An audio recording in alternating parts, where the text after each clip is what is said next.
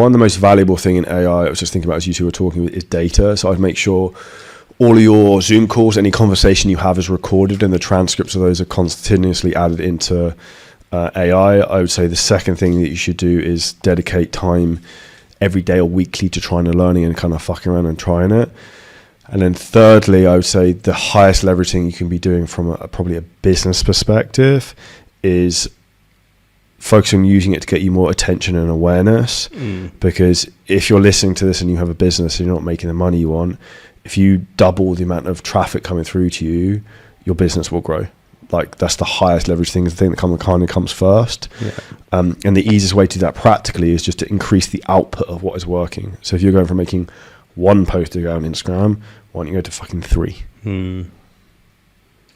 Some people, that's such a hard task. Dude, I could film just fucking 10 now.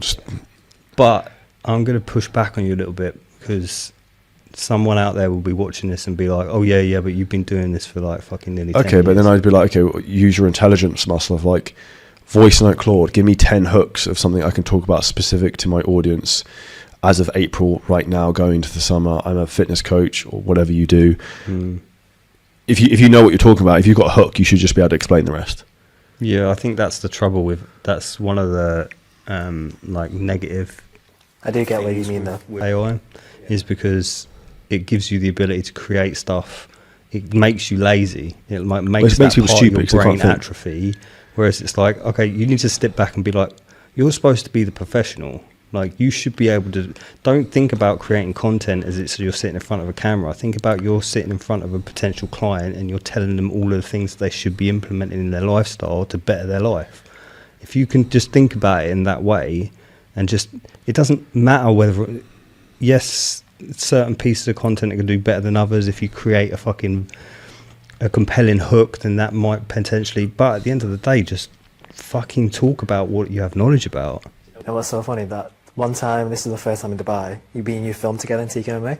Okay. Me, you, and there was Alex. Yeah. And Charlie would go first, and I'm like, Charlie, can you say that again so I can say the same thing? Yeah. I would say like car race is the worst exercise to do. I'd go, car race is the worst exercise to do. But like, because I didn't know what to do. But like, again, it's skill. Because I literally know exactly what you mean, because some people say, oh, it's easy for you because you've been doing it for a while. But like, it's... But that's a volume thing. It's not even a time thing, it's a volume. If you do like, if someone's just starting this now, if you did fucking 10 reels a day and you did it for 3 weeks, I can promise you in 3 weeks' time you'll be a lot better than you are right now. Yeah, exactly. Yeah, skill acquisitions and stuff. But then even what you can do is you could take the transcript of what you said, you could run it back through AI and be like, can you give me some advice in terms of how I can speak better and improve this? Well, this is what I mean. Like, I've showed that technique to some of the people on the program before, whereas you actually can take your videos, upload them into Google Gemini and ask it to give you feedback on everything, like mannerisms, like how the scene looks, how you're delivering a message, what the script sounds like.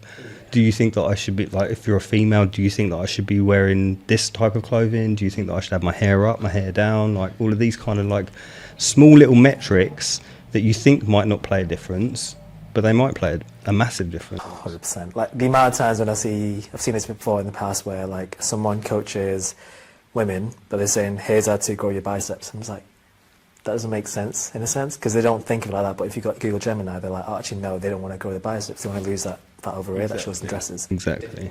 Yeah. And you wouldn't wear like a vest, like you may, but you get the gist. Yeah. Like, just analysing more of that. I think competitor research is a big thing that people should do more. I don't think enough people do it. Like, who's your competitors? I think, like, think of it like, you know, Zara and the Balenciaga. Balenciaga have got the other sock trainers. I think it's the next week after, as Balenciaga launched it, Zara did the same thing, take out the logo, proving concept, already works, let's just do it a different way. That's content, a lot of it too. What's life? It's just the way the world works. Even if you look at, like, off topic, but Dubai and Saudi Arabia is starting to model what Dubai does. There you go. It's working, let's just do it the same thing and make it better. That's it. Yeah, exactly. But I think from anyone listening to this who runs a business, I think it's more opportunities than ever before. It's also going to be easier to have a more enjoyable business to run, because within the future, you'll be able to have AI agents do a lot of the shit stuff you don't like doing. Yeah. So you can focus on doing your zone of genius, and also not having to maybe employ like loads of team members who are then not doing what they're supposed to be doing. Yeah, I agree. What would you say to anyone out there that's maybe saying they have a limiting belief. They're like, oh yeah, but I'm just not a tech kind of person. I'm not a techie. I'm more of like a old school kind of person. Just can you voice note and ask a question? Yeah. Because that's all it is. It's just, can you ask good questions? Yeah. So if you can ask good questions, it'll give you the right answers. And that's literally just the game. It's just constantly, because prompting is asking a question generally. Yeah, it is, yeah. We're prompting a response. So we're looking to, you don't have to know anything about tech anymore. You just have to have a inquisitive mind. And if you've got an inquisitive mind with ideas, the world's your oyster. Yeah, I don't think people have that understanding. Like where we are right now, like I've got zero coding experience, and within the space of 3 hours, just through questions and being like prompting, I guess, through what I'm saying, within the space of 3 hours, I created an app.